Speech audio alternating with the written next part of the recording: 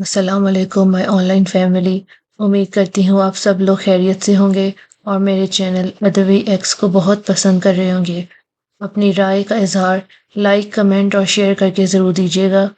Subscribe کر کے bell icon کو پریس کر دیں جس سے میرے آنے والی ہر نئی ویڈیو آپ کو سب سے پہلے مل جائے.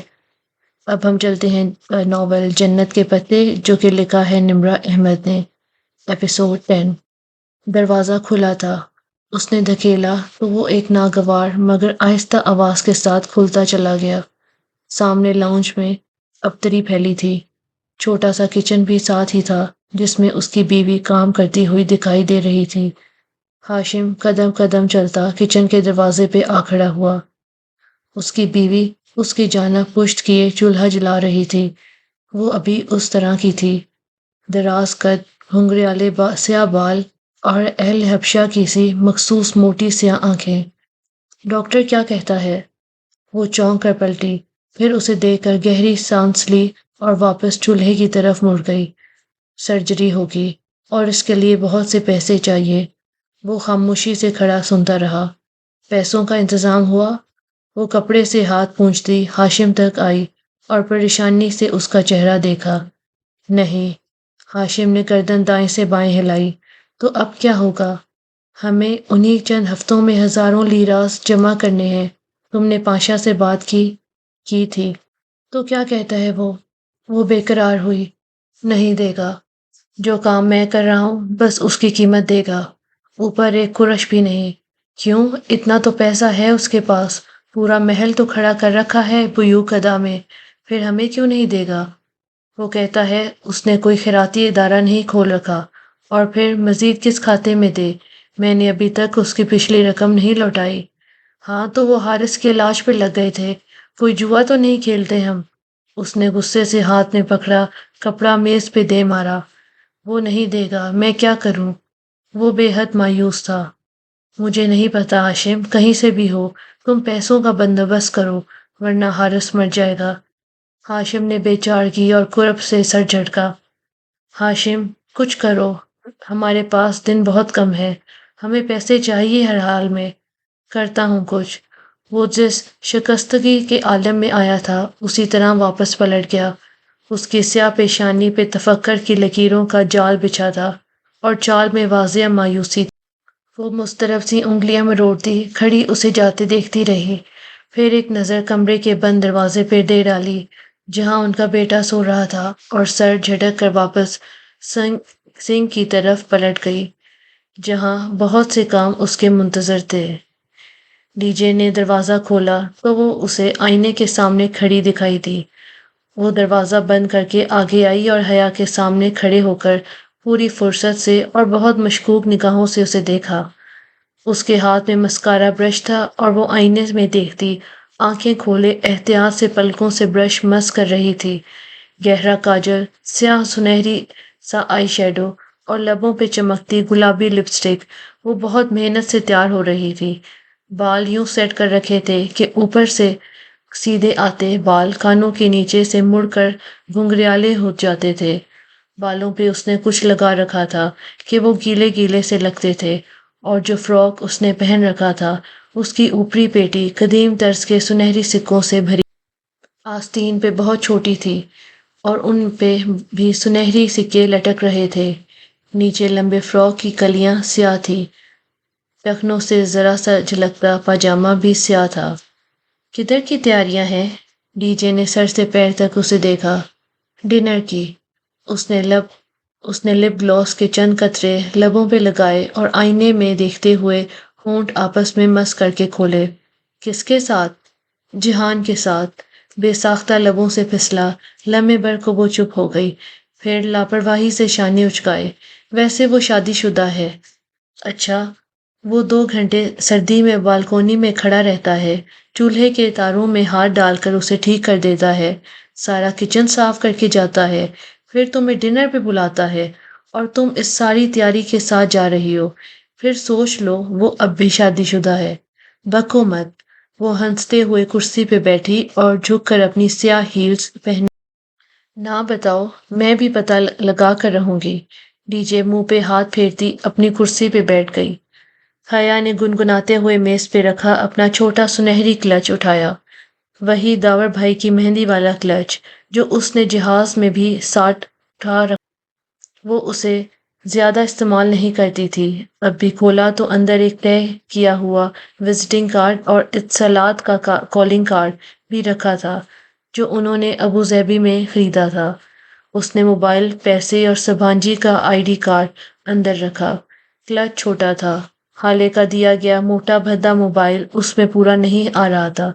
اس نے موبائل ہاتھ میں پکڑ لیا اور اچھا میں چلی کہہ کر ہینگر پہ لٹکا اپنا سفید نرم کوٹ ایک ہاتھ سے کھینچ کر اتارا اور باریک لمبی ہیل سے پتھریلی سڑک پر چلتے ہوئے اس نے کوٹ سیدھا کیا اور پہنا، پھر چلتے چلتے سامنے سے بٹن بند کیے۔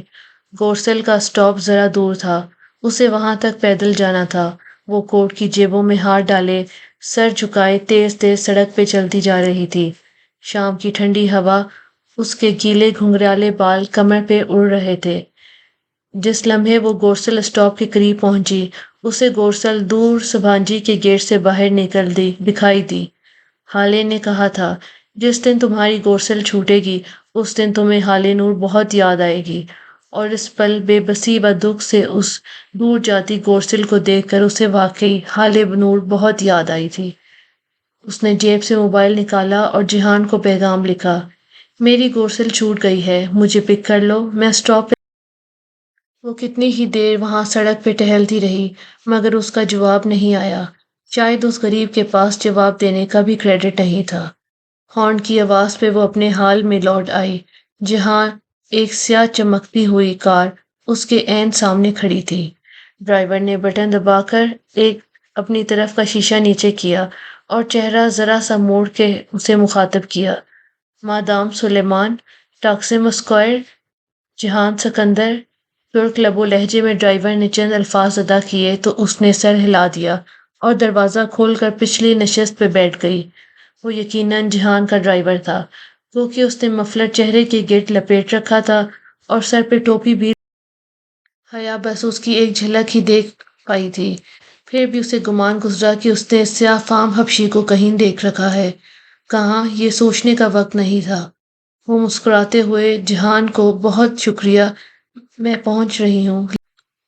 ذرا اس کی نگاہ اٹھا کر بیک ویو مرر میں ایک دو بار دیکھا بھی، مگر ڈرائیور نے اسے کچھ یوں سیٹ کر رکھا تھا کہ وہ صرف اپنا چہرہ ہی۔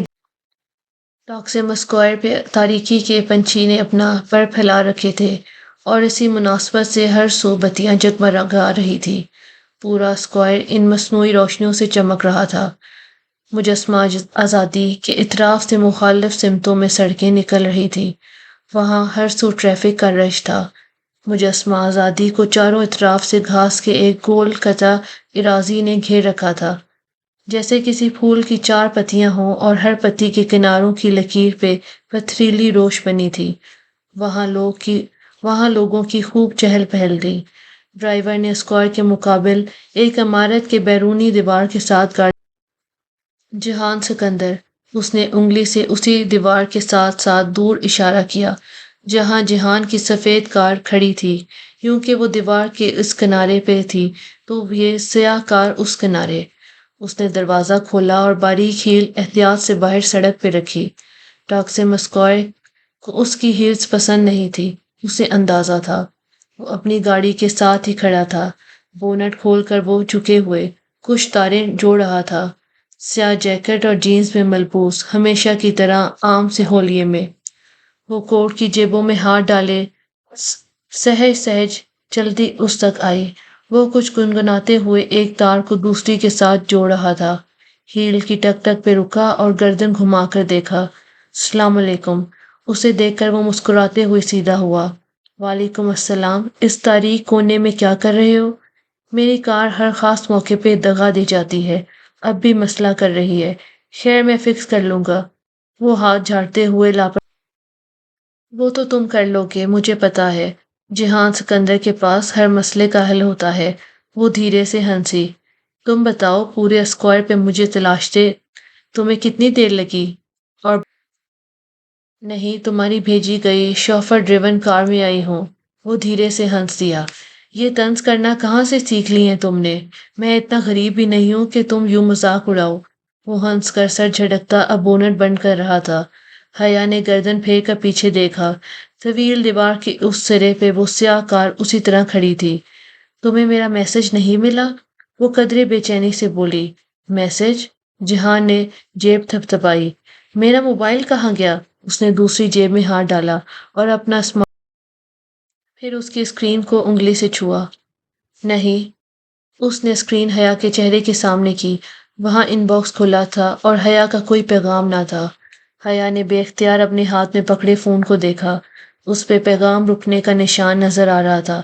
اس نے جلدی سے بٹن دباتے ہوئے آؤٹ باکس کھولا۔ اس کے دونوں پیغام وہیں پھنسے ہوئے تھے۔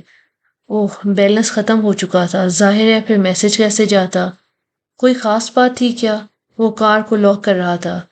تم نے مجھے اس پارکنگ ایریا میں ڈائریکٹ کرانا ہے یا کسی مہذب جگہ پہ؟ وہ کنکھیوں سے اس نے اس لش پش چمکتی سیاہ کار کو دیکھا جو دور کھڑی تھی۔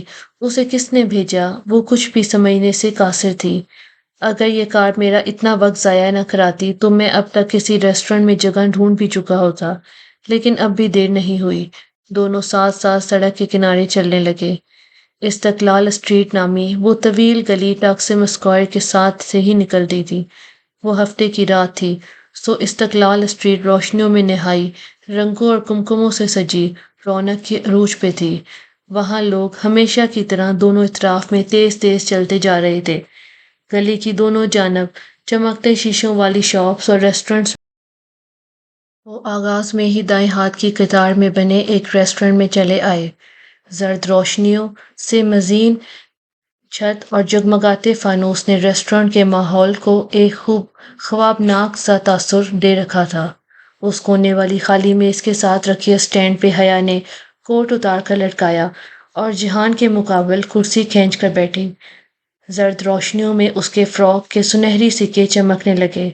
اس نے دائیں بازو میں ایک سنہری کڑا پہن رکھا تھا اور اب وہ کوہنی میز پر رکھ کر بائیں ہاتھ کی انگلیوں سے کڑے کو گھما رہی تھی۔ سنہری کلچ اور موبائل اس نے میز پہ ہی رکھ دیا تھا۔ آرڈر میں کروں یا تم؟ دعوت تمہاری ہے سو تم کرو۔ اس نے ذرا سے شانے اچکائے۔ جہان نے مسکرا کر سر کو خم دیا اور مینیو کارڈ کھول کر انہماک سے پڑھنے لگا۔ اپنی عادت کے مطابق وہ پڑھتے ہوئے نچلے لب کو دانت سے دبائے ہوئے تھا۔ حیا نے قدرے بے چینی سے پہلو بدلا۔ استقلال جدیسی میں کتنے ہی لوگوں نے مڑ مڑ کر اس قدیم یونانی دیویوں کے سے سنگھار والی لڑکی کو ستائش سے دیکھا تھا، مگر یہ شخص عجیب تھا۔ کوئی تعریف نہیں، کوئی اظہار نہیں، اتنی لاتعلقی، وہ بھی اس شخص کی جو ایک نظر میں سارے منظر کا باریک بینی سے جائزہ لے لیا کرتا تھا۔ اسے اپنی ساری تیاری رائیگاں جاتی ہوئی محسوس ہوئی تھی۔ آرڈر کر چکنے کے بعد وہ میز پہ کوہنیاں رکھے دونوں ہاتھ آپس میں پھنسائے حیا کی طرف متوجہ ہوا۔ اور تم نے مجھے اس روز پوچھا نہیں کہ میں تمہارے ڈوم بلاک کیوں آیا تھا؟ وہ مسکراتے ہوئے کتنا اچھا لگتا تھا۔ اس کے ہلکے سے بھورے شیڈ لیے سیاہ بال نو عمر لڑکوں کی طرح ماتھے پہ سیدھے کٹے ہوئے تھے اور عموماً وہ ہلکے ہلکے گیلے ہوتے تھے۔ پرکشش آنکھوں میں ایک نرم دھیما سا تاثر لیے وہ اب اتنا کم گو اور محتاط نہیں لگ رہا تھا جتنا پہلے دن لگا تھا۔ ظاہر ہے کسی کام سے ہی آئے ہوگے۔ مجھ سے ملنے بالخصوص آؤ یہ تو ذرا مشکل ہی ہے۔ تم سے ملنے بالخصوص ہی آیا تھا اور اس کے لیے ممی کو پاکستان فاطمہ آنٹی کو فون کر کے تمہارے ڈوم کا نمبر پوچھنا پڑا تھا، ورنہ تم نے تو ہمیں ایڈریس تک نہیں دے رکھا۔ اور یہ بات تو اماں نے اسے کل ہی فون پہ بتا دی تھی، مگر لمحے بھر کو اس نے سوچا کہ ڈھونڈنے والے تو بنا پتے کے بھی ڈھونڈ لیتے ہیں، جیسے وہ سفید گلاب اسے ہر جگہ۔ تو پھر آپ کیوں آئے تھے مجھ سے ملنے؟ بس یوں ہی، مجھے لگا تھا کہ تم اس روز استقلال اسٹریٹ میں مجھ سے خفا ہو گئی تھی۔ اچھا، تو آپ نے مجھے اس دن پہچان لیا تھا؟ ہو سکتا ہے وہ میری شکل کی کوئی اور لڑکی ہو۔ وہ بہت جلدی بھلا دینے والوں میں سے نہیں تھی، سو بڑی حیرت سے کڑے کو انگلیوں میں گھماتے بولی تھی۔ ایک بات ابھی کلیئر کر لیتے ہیں حیا، وہ قدرے آگے کو ہوتے ہوئے سنجیدگی سے بولا۔ میں بہت ایکسپریسو نہیں ہوں، میں لمبی لمبی باتیں نہیں کر سکتا۔ میں پریکٹیکل سا آدمی ہوں، ایسا آدمی جس کو فکر معاش ہمیشہ گھیرے رکھتی ہے۔ میرے پاس بڑی یونیورسٹی کی ڈگری نہیں ہے۔ میں ایک ریسٹورنٹ چلاتا ہوں جس کی ملکیت میری اپنی نہیں ہے۔ میں کئی سالوں سے اس ریسٹورنٹ کی قسطیں ادا کر رہا ہوں جو کہ پوری ہی نہیں ہو رہی۔ یہ چیز مجھے وہ کرد لڑکی جو اس دن میرے ساتھ تھی، وہ میرے ریسٹورنٹ کی عمارت کی اونر ہے، اور ہمارے درمیان اس وقت یہی مسئلہ زیر بحث تھا جب تم وہاں آئی۔ حیا، میں اس دن اتنا پریشان تھا کہ تم سوچ بھی نہیں سکتی۔ وہ میری پراپرٹی ضبط کرنے کی بات کر رہی تھی، اور اگر میں اس کی رقم ادا نہ کر پایا تو وہ ایسا کر بھی گزرے گی۔ اسی پریشانی میں تمہارے ساتھ مس بہیو کر گیا۔ I am sorry for that, مگر اپنی تمام پریشانیوں میں بھی مجھے اپنے سے جڑے رشتوں کا احساس ہے، اور میں ان کی پرواہ کرتا ہوں۔ حیا نے سمجھ کر اس بات میں سر ہلا دیا۔ اب بھی خفا ہو اسی بات پہ؟ وہ قدرے توقف سے بولا۔ نہیں، میں نے تو تمہیں تب ہی معاف کر دیا تھا جب تم نے کچن کے سارے برتن دھوئے تھے اور چولہا فکس کر دیا تھا۔ وہ بے اختیار ہنس پڑا۔ مگر وہ جنجر بریڈ ہاؤس، اس سے قبل کہ وہ جواباً کچھ کہتی، ایک ویٹر اس کی طرف آیا تھا۔ میڈم سلیمان؟ حیا نے چہرہ اٹھا کر دیکھا اور لمحے بھر کو پتھر کی ہو گئی۔ ویٹر ایک سفید گلابوں کا بوکے میز پہ رکھ رہا تھا۔ یہ آپ کے لیے۔ ساتھ ہی اس نے ایک دور یا تہہ کیا ہوا کاغذ حیا کی طرف بڑھایا۔ لیجیے مادام۔ وہ جو ساکت نگاہوں سے گلدستے کو دیکھ رہی تھی، چونکی اور مضطرب سے انداز میں وہ کاغذ تھاما۔ اس کے قدموں سے جان نکل چکی تھی۔ مؤدب سا ویٹر واپس پلٹ گیا۔ اس نے کپ کپاتی انگلیوں سے کاغذ کی تہیں کھولی۔ بے سطر کاغذ کے عین وسط میں انگریزی: میری کار میں سفر کر کے یہاں آنے کا شکریہ، لیکن اصولاً مجھ سے لفٹ لینے کے بعد آپ کو ڈنر میرے ساتھ کرنا چاہیے تھا، نہ کہ اپنے کزن کے ساتھ۔ From your Valentine. جہان گلاس لبوں سے لگائے گھونٹ گھونٹ پانی پیتا، پلکیں سکیڑے اس کے چہرے کے بدلتے رنگوں کو دیکھ رہا تھا۔ کون بھیجتا ہے تمہیں یہ سفید پھول؟ وہ خاصے سرد لہجے میں بولا تو حیا نے چونک کر چہرہ اٹھایا۔ چند لمحے پیشتر کی گرم جوشی جہان کی آنکھوں سے منقوط تھی۔ اس کے چہرے پہ زمانوں کی اجنبیت اور رکھائی چھائی تھی۔ پتہ نہیں۔ اور ایسے کیسے علم ہوا کہ ہم ریسٹورنٹ میں ہیں؟ وہ خالی خالی نگاہوں سے اسے دیکھے گئی۔ کوئی جواب بن ہی نہیں پا رہا تھا۔ دکھاؤ۔ اس نے ہاتھ بڑھایا اور اب حیا کے پاس کوئی راستہ نہیں تھا۔ اس نے کمزور ہاتھوں سے وہ کاغذ جہان کے ہاتھ پہ رکھا۔ جیسے جیسے وہ تحریر پڑھتا گیا، اس کی پیشانی پہ شکنیں ابھرتی گئی، رگیں تن گئی اور لب بھیج گئے۔ تم کس کی گاڑی میں ٹک سے آئی ہو؟ اس نے نگاہ اٹھا کر حیا کو دیکھا، اور وہ ایک نگاہ اسے سمجھا گئی تھی کہ وہ ایک مشرقی مرد تھا، تایا فرقان ابا روحیل کی طرح کا مشرقی مرد۔ میں سمجھی وہ تمہاری کار اور ڈرائیور ہے۔ میں کیا ہے؟ میرا ڈرائیور؟ کب دیکھا تم نے میرے پاس ڈرائیور؟ اس نے تنفر سے کاغذ کو مٹھی میں مروڑ دیا۔ میں سمجھی، اور اس نے کہا تمہارا نام لیا تو؟ اس نے یہ کہا کہ اس کو میں نے بھیجا ہے؟ اس نے دو ٹوک انداز میں پوچھا۔ ہاں، نہیں، یعنی کہ نہیں۔ اس نے نہیں بتایا کہ اسے کس نے بھیجا ہے، اور تم اس کے ساتھ بیٹھ گئی۔ حیا، تم یوں کسی کی گاڑی میں بھی بیٹھ سکتی ہو؟ میں نے کہا نا، میں سمجھی وہ تمہاری کار ہے۔ بے بسی کے مارے اب اسے غصہ آنے لگا تھا۔ بے قصور ہوتے ہوئے بھی اسے تھا۔ میرے پاس تم نے دوسری کار کب دیکھی؟ اگر تمہیں مجھ پہ اتنی بے اعتباری ہے تو میں لعنت بھیجتی ہوں تم پہ۔ اس نے نیپکن نوچ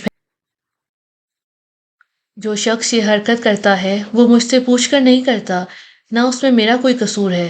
اگر تم مجھے اتنا ہی برا سمجھتے ہو تو ٹھیک ہے، یہاں اکیلے بیٹھو، اکیلے کھاؤ اور اکیلے رہو۔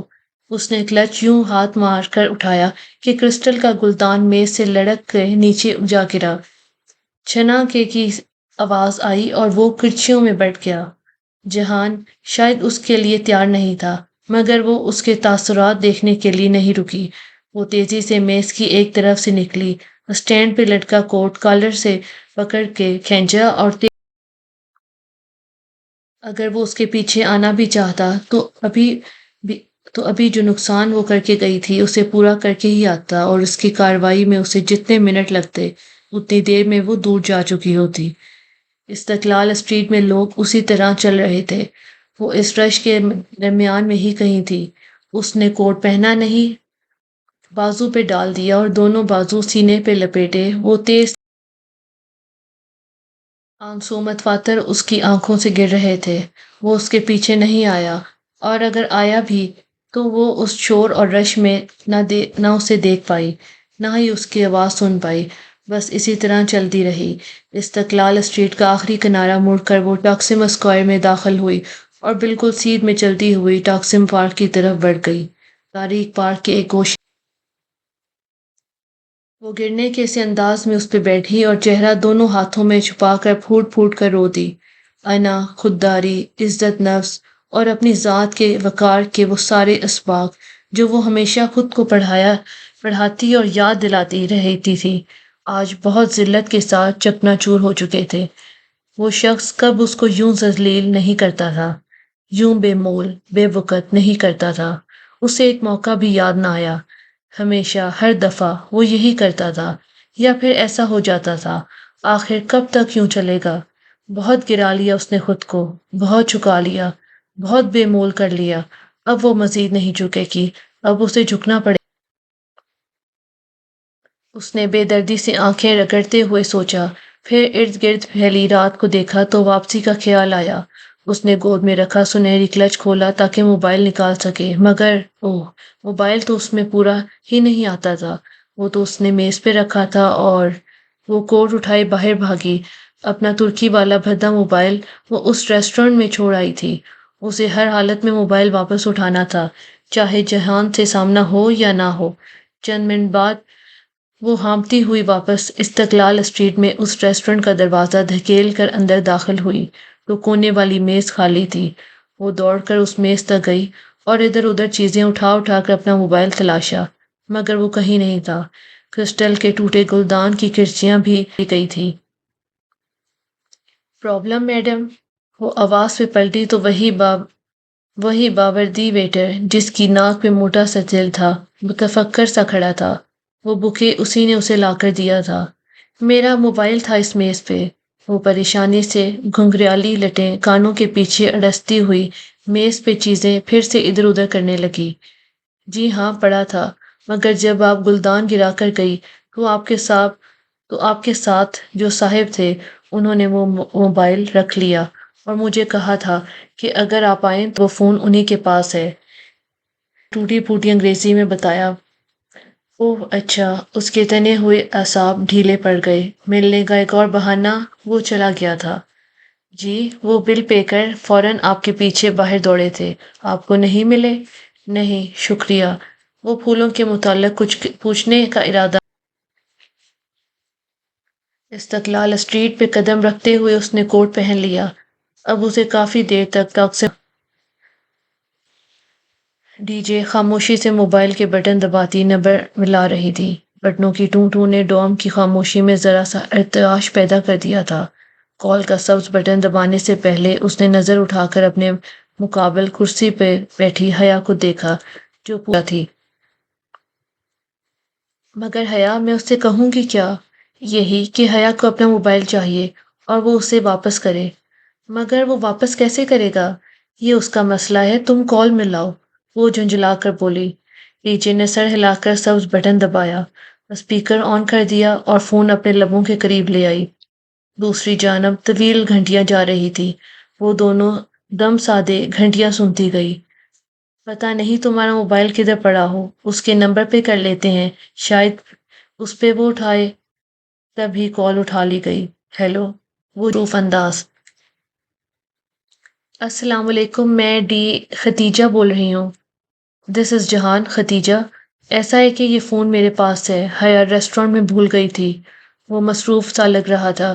پیچھے بہت سے لوگوں کے بولنے کی آواز آ رہی تھی، شاید وہ ریسٹورنٹ میں تھا۔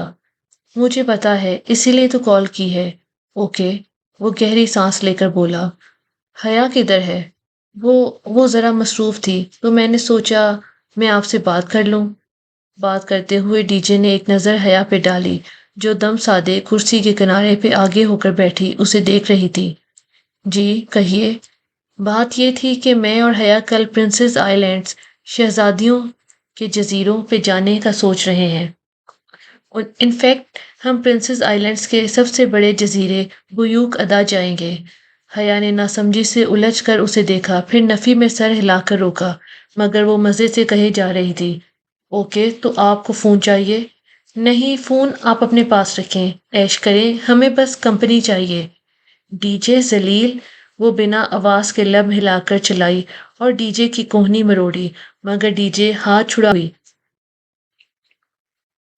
کل کل تو میں ذرا مصروف ہوں، آپ کے ساتھ نہیں چل سکوں گا۔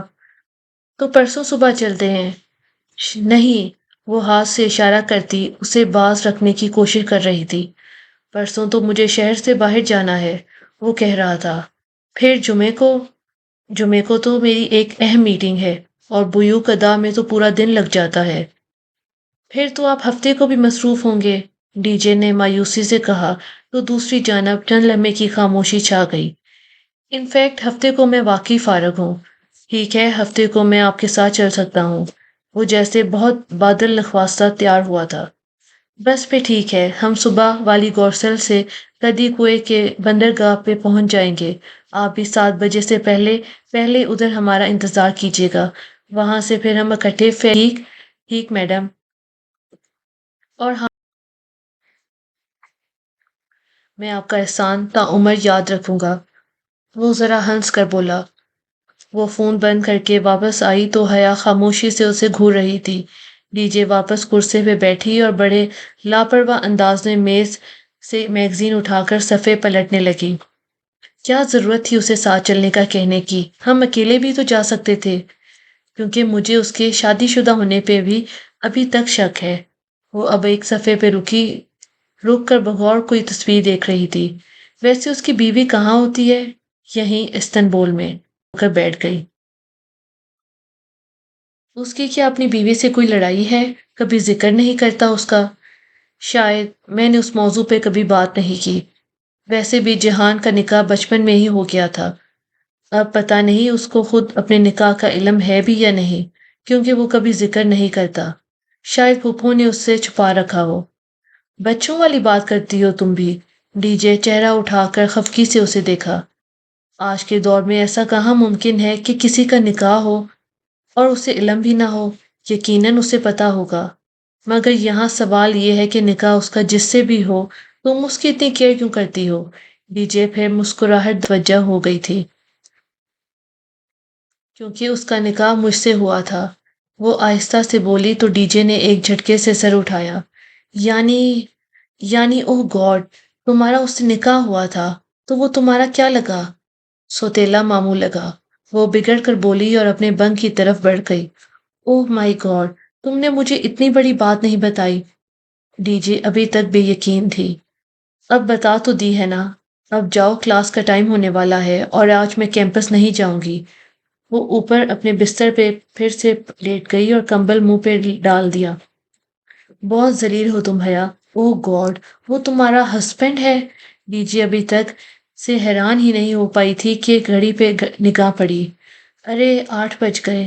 وہ میگزین پھینک کر اٹھی اور کھڑکی کے سامنے جا کر کھڑی ہوئی، پھر سلائیڈ کھول دی، چہرہ باہر نکالے، لبوں کے گرد دونوں ہاتھوں کا پیالہ بنائے با آواز گڈ مارننگ ڈی جے نی نے دور نیچے سے کسی لڑکے نے جوابی ہانک لگائی تھی۔ وہ جل کر اسے چلائیے۔ چپ کرو، مجھے سونے دو۔ حیا نے تکیہ کھینچ کر اسے دے مارا، مگر وہ